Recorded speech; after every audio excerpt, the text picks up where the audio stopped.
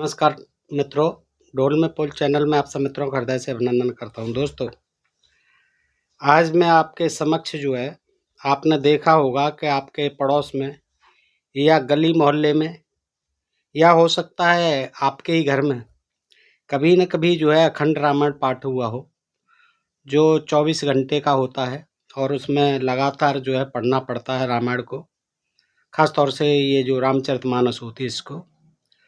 और इसलिए किया जाता है कि उसके पीछे कोई न कोई हमारा स्वार्थ होता है कि हमारी ये फलां जो है कामना पूरी हो जाए। कभी-कभी ऐसा देखा जाता है कि संयोगवश वो कामना पूरी हो जाती है, लोग खुशी में कराते हैं। अन्यथा जो एडवांस में मनाते हैं कि हमारा काम ये बन जाए तो हम जो है फिर अखंड रामायण कराएँगे, तो वो पहले ही कराते हैं। दोस्तों, ऐसे ही आज एक लेखक हैं प्रभात त्यागी जी, उन्होंने आप बीती सुनाई है दोस्तों, आप बीती लिखी है अखंड रामायण पाठ। और दोस्तों, इसमें आपको ऐसा लगेगा क्योंकि उनका ये भोगा हुआ यथार्थ है, आपको भी कभी न कभी ऐसा मौका आया होगा, तो आपने भी ये अवश्य फ़ील किया होगा दोस्तों।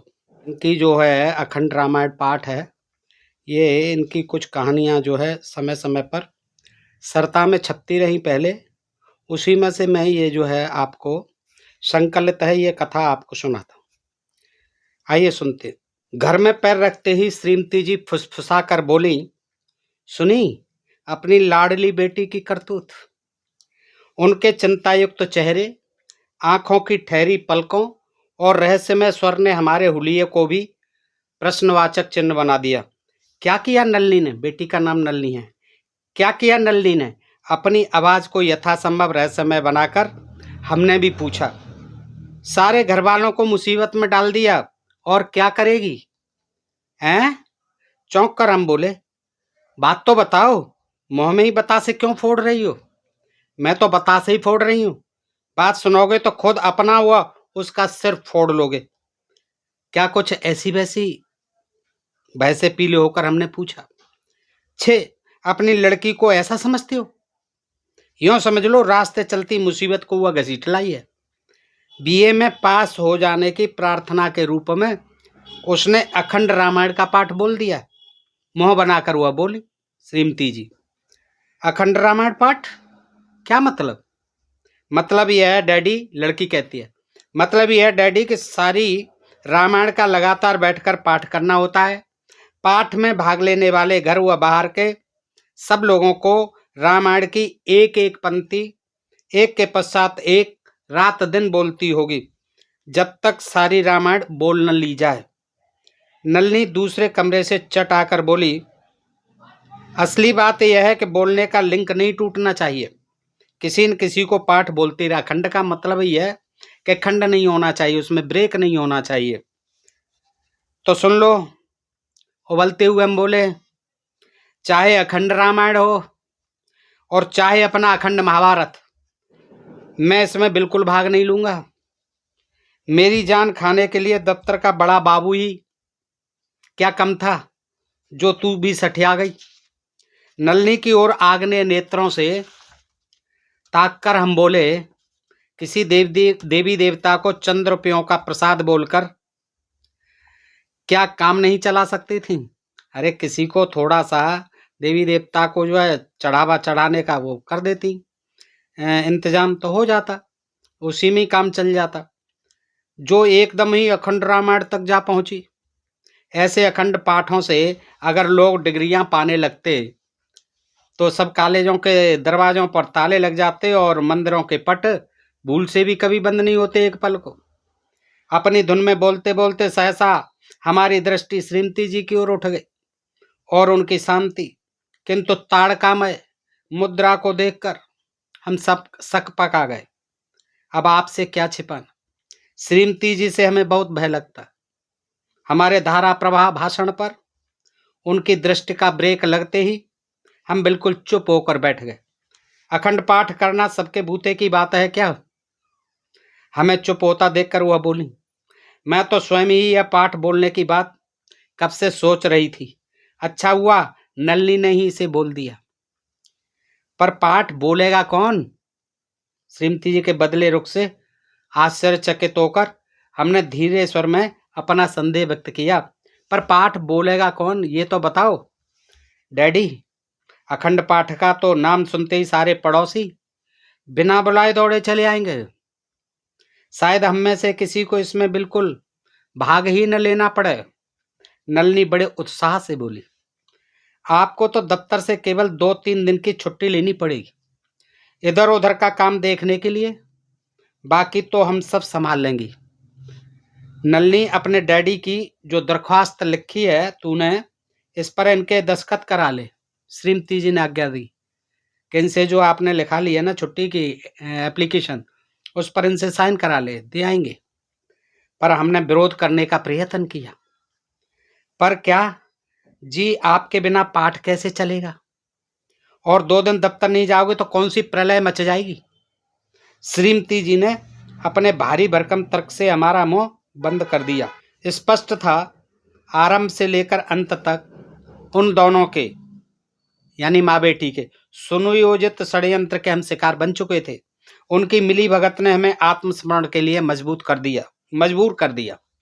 शाम तक घर में हनुमान जी के 1 दर्जन विभिन्न पोज वाले कैलेंडर, राम, लक्ष्मण और सीता के राजसी व साधु वेश के मड़े हुए चित्र, अत्यंत प्राचीन, मध्ययुगीन व लेटेस्ट हेयर स्टाइल के मॉडर्न फैशन से सुसज्जित सीता की अलग अलग पेंटिंग्स आधे न जाने कहाँ से इकट्ठी कर एक कमरे की दीवार पर टांग दी। घर के कोने में पड़े लकड़ी के खोखों को तोड़ तोड़कर खपच्चियों का एक सिंहासन बनाया गया। इस सिंहासन पर घर भर की साड़ियों व पलंग की चादरों को बिछा दिया गया। सिंहासन के ऊपर और उसके आसपास मड़े हुए कुछ चित्र सजाकर धूप अगरबत्ती दीपक आदि जलाकर अखंड पाठ की तैयारियां पूरी कर ली गई। बाजार से मिठाई व बतासे आदि दूसरे छिटपुट सामान लाने की कसरत दूसरे दिन सुबह सुबह हमें करनी पड़ी। इस कसरत को रोते झींकते बखूबी निभाकर हम चारपाई पर लंबी तान कर सो गए। दिन के कोई 12 बजे श्रीमती जी ने हमें यह कहते हुए झकझोर दिया, कैसे गलीज हो जी, अरे दुनिया राम नाम ले रही है और तुम सोए पड़े हो। हम तुरंत उठ बैठे। बाहर के कमरे में 10-15 आदमी व इतनी ही औरतें इकट्ठी हो गई थीं। सबके हाथों में रामचरितमानस के छोटे छोटे गुटके थे और कामू, मीनू, पप्पू, नलनी बढ़ बढ़कर उत्साह से रामायण की चौपाइयां और दोहे बोल रहे थे। हम जब गुटका लेकर बैठे तो पड़ोसी रामकरण शर्मा, जो एक पैर की लचक के कारण लंगड़ाकर चलते थे, बिना सोचे समझे भाव विभोर होकर मानो अपने लिए ही चिल्ला चिल्ला कर गा रहे, काने खोरे कुबरे कुटिल कुचाली जान और तिन विशेष पुन चेर कह भरत मान मुस्कान। अर्थात तुलसीदास के अनुसार काने, लंगड़े, कुबड़ वाले व्यक्ति कुटिल और बुरी वृत्ति के होते हैं। सबके बोलते बोलते हनुमान सिंह जी का भी नंबर आया।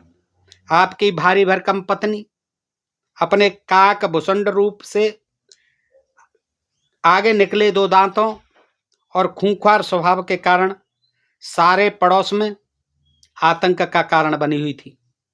हनुमान सिंह जी बड़े आरोह और अवरोह के साथ झूम झूम कर गाने लगे। बार बार कहो राव सुमुख सुलोचन पिक बचन, कारण मोहि सुनाओ गजगामिनी निज कोप कर। गाते गाते अचानक सामने बैठी अपनी पत्नी पर उनकी नजर पड़ी।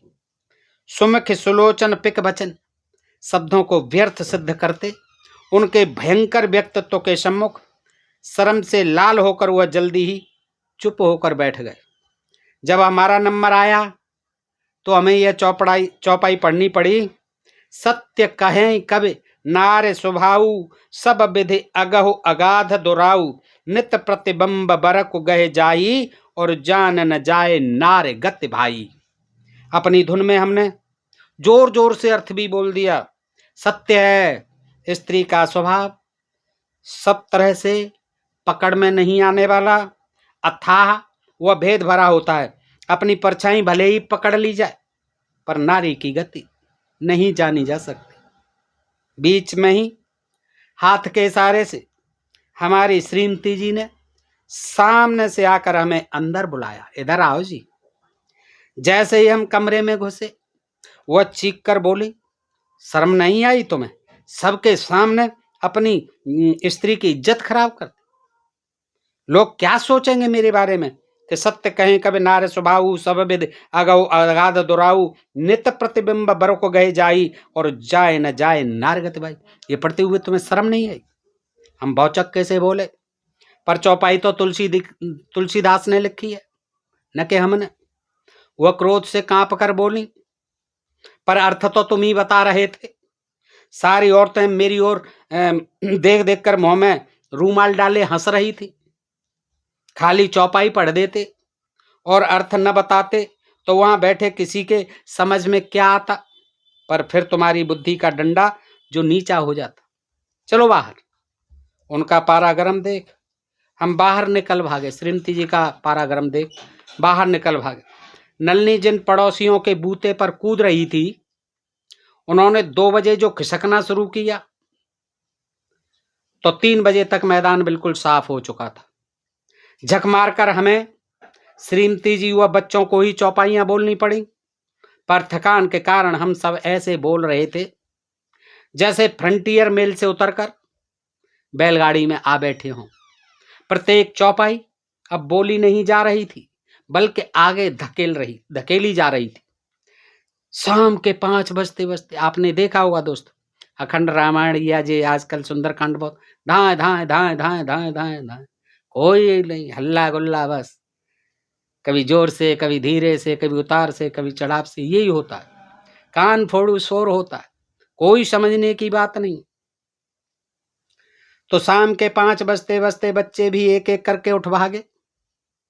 थोड़ी देर में श्रीमती जी बोली, नलनी तू भी अब उठ जा, बोलते बोलते थक गई हो। और सुनो जी, हमसे हुआ बोली, मैं भी अब खाना बनाने जा रही हूं, आप यहां बैठे बैठे चौपाइयां बोलो। कसम मेरी, जो यहां से उठे या बोलना बंद किया। कौरवों के बीच में अकेले गिरे अभिमन्यु जैसे हम मन ही मन कसमसाए, पर कहीं भागना संभव नहीं था। अकेले बैठे बैठे 2 घंटे हमने कैसे निकाले, हम ही जानते। जैसे ही 7 बजे बच्चे आ गए और उनके आते ही हम सिर पर पांव रखकर भागे। बिना श्रीमती जी से एक शब्द बोले हमने रोटियां पेट के नीचे उतारी और चुपचाप जाकर सो गए। अचानक हमें ऐसा प्रतीत हुआ जैसे कोई जानवर हमारे पैर के पंजे में डंक मार रहा हो। हड़बड़ाकर हम उठे, देखा श्रीमती जी हमारे पैर में चिकोटी भर रही थी। उनके दूसरे हाथ में रामायण का गुटका था और वह बोल रही थी, घर मसान पर जन जन भूता, घर मसान पर जन जन भूता, सुत हित मीत मनहु जम दूता। बिना आगे की पंक्ति सुने हमने घड़ी की ओर देखा। रात के 2 बजे थे। हम चुपचाप उठ बैठे। उन्होंने रामायण हमारे हाथ में पकड़ा दी। हम पढ़ने लगे। वह गर्जी, यहां नहीं, बैठक में जाकर पढ़ो। शायद वह यूरिनल जाना चाहती थी। लंबी लंबी उबासियों व नींद के झटकों का आक्रमण सहते हुए हम बाहर के कमरे में कुछ देर चौपाइयां बोलते रहे। श्रीमती जी के वापस आने की हमें प्रतीक्षा थी, पर उनका तो कहीं पता ही नहीं था। अकेले बैठे बैठे चौपाइयां पढ़ना हमें मुश्किल पड़ रहा था। एक बार तो हम एक ही चौपाई को नींद में 4 बार बोल गए। उससे अगली चौपाई बोलते बोलते तो शायद हमारी आंख ही लग गई। लेकिन अच्छा हुआ कि 3 बजे के सोए। हम अपने आप ही 5 बजे उठ गए। उठते ही हमने गुटके के 8-10 पृष्ठ आगे बढ़ाकर, आगे खोलकर, उलटकर एक चौपाई जोर जोर से बोलनी शुरू कर दी। तभी श्रीमती जी आंख मलती हुई आ गई। उन्होंने बच्चों को भी जगा दिया। हमारी तारीफ में उन्होंने जमीन आसमान एक कर दिया। फिर बोली, आओ जी, आप जाकर के अब सो जाओ। रात भर चौपाई बोलते बोलते बुरी तरह थक गए होंगे। उनके दुलारमय आदेश का पालन करते हुए वो राम लक्ष्मण सीता से मन ही मन असावधानी के लिए क्षमा मांगते हुए पूर्ण संतुष्ट होकर हम चारपाई पर जा लेटे। इसके बाद हम सुबह 10 बजे उठे। राम राम करते 2 दिन बीते। अगले सुबह पाठ समाप्त होने वाला था। कहना न होगा कि 3 दिन में बलि का बकरा हमें ही बनाया गया। अचानक उसी दिन शाम को 6 बजे बेचारे तिवारी जी दफ्तर से सीधे हमारे घर आ गए। वो हमारे पक्के मित्र थे। श्रीमती जी ने आप देखा न था, चट उनके हाथ में रामायण का गुटका पकड़ा दिया। तिवारी जी राम के पूरे भक्त थे। बड़े जोर शोर से उन्होंने पाठ आरंभ कर दिया। उनके नए जोश के साथ साथ हम सब का उत्साह ठंडा होता चला गया। पहले बच्चे, फिर श्रीमती जी और अंत में किसी बहाने से हम भी कमरे से उठ गए। थकान से चूर होने के कारण सभी को गहरी नींद आ गई। सुबह 4 बजे नलिनी व श्रीमती जी के जल्दी जल्दी जगाने पर जब हमने अपनी आंखें जबरदस्ती चौड़ी कर रामायण पाठ वाले कमरे में जाकर ताका तो वहां का दृश्य निराला था। तिवारी जी लंबलेट धरती पर पड़े खर्राटे भर रहे थे। रामायण गुटके का उन्होंने सिर के नीचे तकिया लगा रखा था। राम लक्ष्मण सीता की मड़ी हुई तस्वीरें अस्त व्यस्त पड़ी थी। तिवारी जी के चरण कमलों के पास सीता जी, उनकी तौंद के नीचे दबे हुए लक्ष्मण जी और सिंहासन के पास राम व हनुमान जी एक दूसरे के ऊपर पड़े हुए तिवारी जी के शौर्य की महान गाथा सुन रहे थे। स्पष्ट था कि नींद में उन्होंने सिंहासन से कोई साड़ी या चादर खींच ली थी, जिससे प्रसाद की मिठाई, धूप, अगरबत्ती, घी आदि सब बिखर चुके थे और उनकी सुगंध से चूहों तथा बिल्लियों ने कमरे में अच्छी खासी धमा चौकड़ी मचा दी थी। श्रीमती जी व नलनी के हाय हाय चिल्लाने पर हड़बड़ा कर तिवारी जी नींद खोलकर भागे। तब से आज तक उन्होंने दोबारा घर में आकर अपनी सूरत नहीं दिखाई। रामायण पाठ का पुण्य फल भी शीघ्र प्रकट होने लगा। नलनी की बीए में सप्लीमेंट्री आ गई और फिर राम जी की असीम कृपा से सप्लीमेंट्री में भी वो लुढ़क गई। बिना पूर्व अनुमति के 3 दिन की प्रिविलेज लीव लेने के कारण बड़े बाबू की बनाई।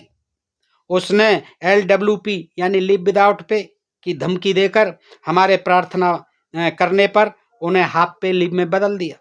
हमेशा के लिए हमें अपना बजरबट्टू बना लिया। रात भर घर न जा सकने के कारण तिवारी जी व उनकी श्रीमती जी में तुमुल संग्राम हुआ। रात भर वह बेचारी सिनेमा, रेल की पटरी, पुलिस स्टेशन, अस्पताल और न जाने कहां कहां उनकी खोज करती रही। अंत में गुस्से में अपने मायके जा बैठी, जहां से उन्हें वापस लाने के लिए तिवारी जी आज तक 8 असफल राउंड लगा चुके हैं। पर मजा यह है कि रामायण पाठ का सारा दोष हमारे सिर पर मढ़ दिया गया है। नलनी हमसे सीधे मुंह बात नहीं करती और श्रीमती जी हमेशा टेढ़ा मुंह बनाए रखती हैं। सचमुच अखंड पाठ ने हमें खंडित कर डाला है। दोस्तों, कितनी मजेदार और कितनी जो है व्यंग भरी ये असली कहानी है। दोस्तों, आप स्वयं देखते होंगे कि यही होता है। सब सो जाते हैं, फिर जो है बंद हो जाता है, कुछ खर्राटे इधर बढ़ते हैं, मतलब बड़ी परेशानी होती है। और जो चीजें होती हैं आपने इस कहानी में भी देखा कि किस तरह से जो है उल्टे रिजल्ट भी आते हैं। जरूरी नहीं है कि सब संयोग, बस सीधे रिजल्ट कभी कभी एक आध आ जाते हैं, लेकिन ज्यादातर जो उल्टे रिजल्ट आते हैं दोस्तों। क्योंकि अगर अखंड रामायण पाठ करने से डिग्रियां मिल जाती तो सारे कॉलेजों में ताले पड़ जाते और मंदिरों के पट कभी बंद नहीं होते। ये सार था दोस्तों इस कहानी का। मैं समझता हूँ इस कहानी से आपको बड़ी प्रेरणा मिली होगी कि आप बजाय इन चक्करों में पढ़ने के अखंड रामायण पाठ अपनी शिक्षा की पुस्तकें पढ़िए, अपनी पुस्तकों का खूब अध्ययन करिए, परीक्षा से पहले तैयारी कीजिए और खूब तैयारी कीजिए ताकि आपके अच्छे नंबर आ सकें। दोस्तों, बताइए ये जानकारी आपको कैसी लगी? अच्छी लगी हो तो अपने मित्रों में अधिकाधिक शेयर करें दोस्तों। बिल्कुल भी कंजूसी नहीं किया करें, ये बड़े काम की चीजें हैं दोस्तों। और आपको जो है हम ला ला करके इधर उधर से तमाम सामग्री आपको आपके सामने प्रस्तुत करते हैं दोस्तों। इतनी हमारी मेहनत का आप हमें कुछ अच्छा नतीजा दें। चैनल को सब्सक्राइब करें, लाइक और कमेंट करते रहें दोस्तों। फिर मिलते हैं ऐसे ही किसी प्रसंग के साथ अगले वीडियो में। तब तक आप सब मित्रों का हृदय से आभार, नमस्कार, जय भारत, जय इंडिया दोस्तों।